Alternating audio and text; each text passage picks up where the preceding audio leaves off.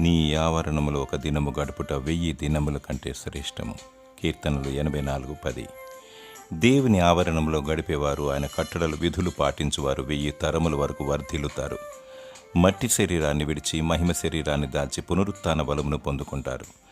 దావీదు చిరకాలము యెహోవా మందిరములో నేను నివాసము చేసేదను అని కోరుకున్నాడు. నీవు దేవుని ఆవరణములో ఆయన సన్నిధిలో గడుపుటకు ఇష్టపడినచో నీవు చిరకాలము పరలోక ఆలయములో వసించే భాగ్యాన్ని దేవుడు నీకు అనుగ్రహిస్తాడు.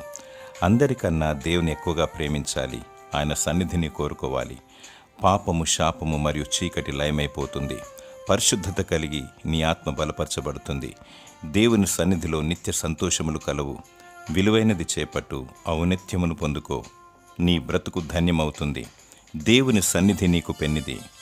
దేవుడు తన సన్నిధి కాంతి నీకు అనుగ్రహించి వర్ధిల్ల చేయునుగాక.